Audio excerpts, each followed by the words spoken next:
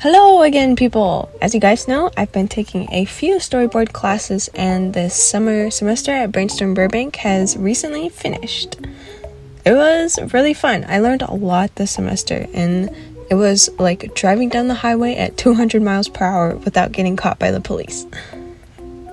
So after taking SB1, I realized I was struggling a lot still with story structure, and I was still struggling with thinking about how cinematography worked. And to be honest, I think the class with Alan Jang and Andy Cung should be switched, which I think has happened. If you look at the Brainstorm Burbank site, SB1 that I took with Alan Jang is now SB2, because as an inexperienced board person, I did get a little bit overwhelmed at the end of SB1. So in SB2, Andy Cung really focused on molding our brains and helping us break down storytelling, editing, perspective acting little by little, and it's a bit more technical, but I think being a beginner, technicality helps a lot. He has this amazing method called the umbrella method, which I won't go too in depth with since he kind of wants it to be on the lowdown. We can't be giving all the secrets away, right? And I don't want to get in trouble if he watches this. If you really want to know what it is, you should either, you should just take his class or find one of his umbrella method workshops online. This class dabbles a little bit in script writing, and it helps to further understand how to break down stories. Doing script and story breakdowns in Andy's class and seeing him work on his pilot Tao kind of sparked the idea within me that maybe I could become a scriptwriter someday. Before this class, I could only do maybe at most 50 boards in a day, but I can do double now since I know with more certainty that I know what I'm doing and I can break things down, and yeah. I'm also going to be taking his portfolio class soon since I really need that push to get my portfolio done. I also really liked that Andy forced us to problem solve for ourselves, which is also a major skill you need for life, But when one of us was asking how to get into the industry, he kind of turned the question back on us and asked us what we think we should be doing to get into the industry. And in my case, I think my path so far will help me break in. Go look at his Instagram and his boards from Tao. It's really cool, and I really, really want to see it come to theaters one day in the next few years. The DFAS class also finished in the same week. It was taught by Stein, and I'm scared to put this video out because all the Brainstorm teachers know each other and they all might watch it. Anyways, Stephanie's class was a little more about draftsmanship, and she really wanted us to learn how to dig down into our personal past to create compelling stories. And she also pushed us to acknowledge why we love storytelling. There were around 200 students in this class. There were so many people that in the first week I kept getting kicked out from the go-to meeting because my computer kept freezing from it. Anyways, the homework was a lot of figure drawing, and she challenged all of her students to think more three-dimensionally. There were so many turnarounds that I struggled with, and she made us do it in pen. And she also recommended to us to turn off the Control-Z button on our computers, which killed me. Since this was a flash course, it was more of a supplemental class, but she taught us all the tricks she learned during her time in the industry, like not focusing too much on being clean, focusing on expressions and eyes and hand movement, and thinking about how characters would react to each other.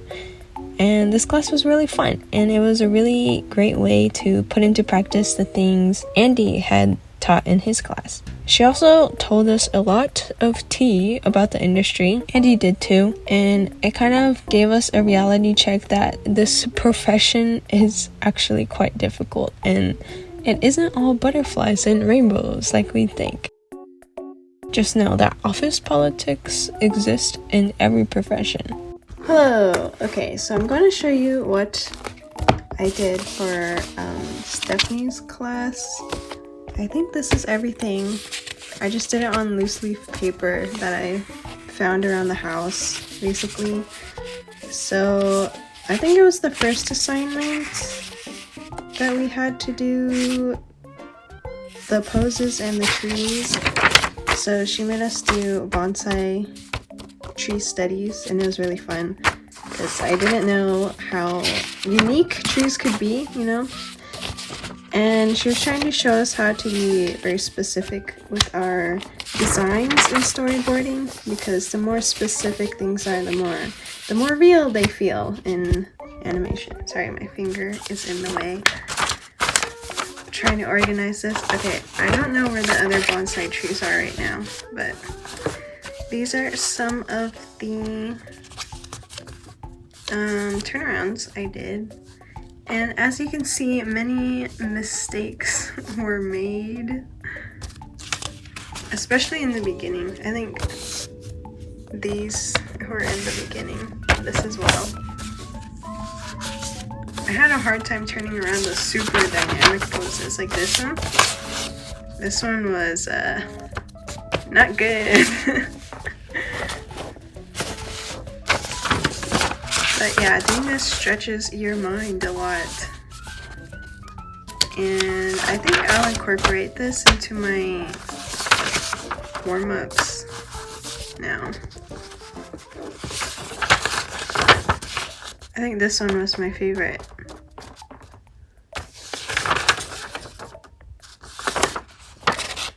Oh, here's more bonsai trees. Okay, so we got bonsai number 5,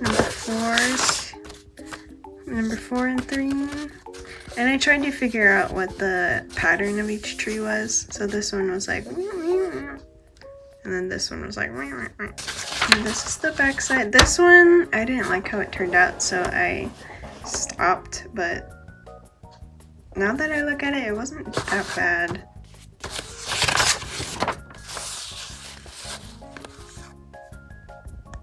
And then this one I also thought wasn't turning out like I wanted, so I stopped. Yeah, more specific equals more cinematic.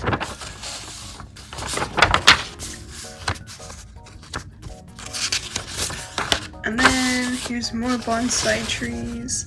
You can also see one of my homeworks on my Instagram. We had to do a we had to look into our memory and find an event that was thrilling or horrifying, something that made our heart race, basically. And we had to kind of board it out a little bit, but as if we were taking snapshots with, I forgot what those cameras are called. They're like the ones with like the little things that come out. The old filmy ones, like this. I don't think I'm supposed to expose the back. Yeah, but those things.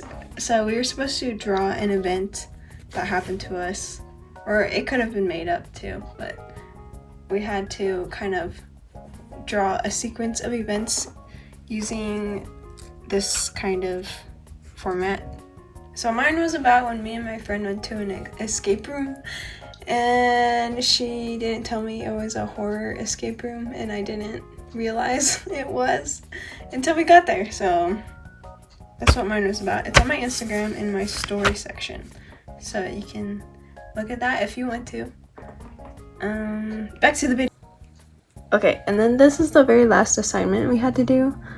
This was we had to pick a memory where we made someone laugh really hard or someone made us laugh really hard, and make like a, why is this not working? And make a storyboard out of it. What's going on? Why is it not working? 1 second. View. Single page. Okay. Okay, now it's working. Mine was not that good, to be honest. And I feel like I missed a lot of like emotional beats in the story. I think that's one of the problems I have. I skip a lot of beats in the stories sometimes, and like the reactions aren't dragged out long enough. But yeah, this is my assignment that I did. It ended up being 111. Yeah, 111, because the last one is just the end. 111 panels in 1 week, which I thank Andy for, because his method really helps with making decisions that are like very purposeful. So this is my last homework for Stephanie. Okay, so this is one of the assignments that I did for Andy's class, and this one we had to take Finn and Bubblegum from Adventure Time and put them in the scene from the script he gave us. So this was mine. There's a lot of critique that goes into this, by the way, also. I feel like this one was my first successful storyboard, maybe ever, because the beats were good and I had enough frames and the shots were very intentional. So okay, and then this was another one. This is the last one I'll show from Andy's class, but oh my goodness, I don't know why it doesn't automatically go to single page. Come on, work, please, please. Okay, and then this was another script we had to do.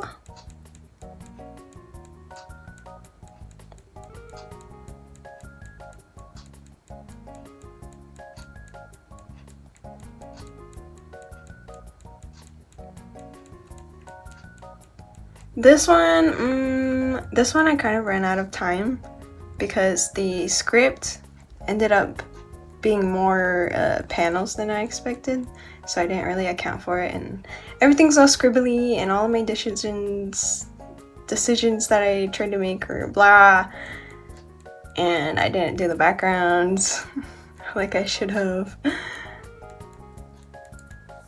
Yeah, but this one, not so good, but I know what I did wrong. Thanks to Andy and his critique.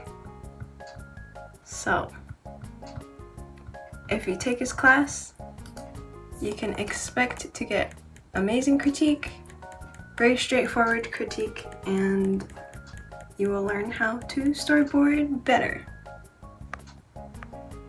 Okay, actually I have one more to show you from Andy's class, and this was it's the first homework, but he gave us like 2 weeks per homework so we could address notes and critique and stuff. So this was where I kind of started understanding how to make decisions on storyboarding and cuts and edits and acting, and I was like, oh. So yeah, I think this one is my second favorite that I did in his class. The first favorite is the one with Finn and Bubblegum. Okay, so I don't like how I ended the recording, so I'm just gonna record the ending right here. This is the other assignment we had to do for Stephanie Stine that I forgot to show you guys. We had to do 100 poses of a core memory, let's call it that. I was gonna do this memory at first, but I was like, it's not angsty enough, so I did a different memory. But we had to do 100 poses. I don't know where it is right now. It was not with my other stuff, so I'll find it one day eventually. So thank you for watching this video. I don't know what to do with my hand. Thank you for watching this video.